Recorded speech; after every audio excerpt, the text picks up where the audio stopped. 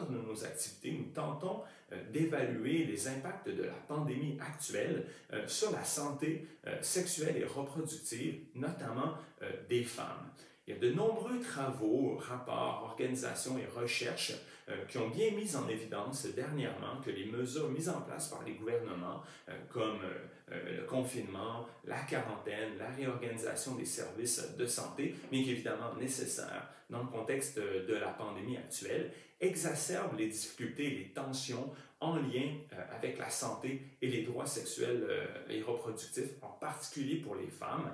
Et ces répercussions se font sentir vraiment à différents niveaux. On parle ici, par exemple, de l'accès à la contraception. L'OMS évalue qu'en ce moment, il y a 7 pays sur 10 qui connaissent des perturbations importante dans l'accès à la planification familiale et à la contraception, avec évidemment des millions de grossesses non désirées, d'avortements et de décès.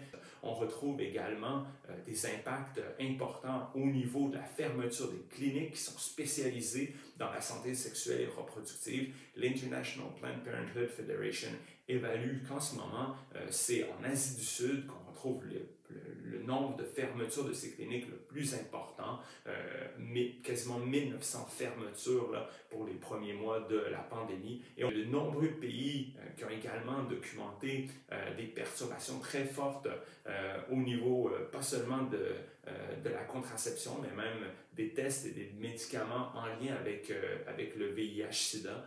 Même chose pour l'accès à l'avortement qui a diminué de manière très très forte.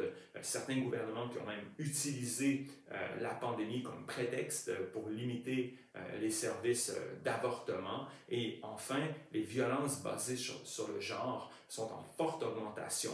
Les enfants sont de plus en plus touchés. Save the Children évalue à 20 à 32% l'augmentation des violences physiques, sexuelles, émotionnelles, psychologiques contre les enfants. Donc on voit, la pandémie pose des conséquences très très importantes pour la santé et les droits sexuels et reproductifs.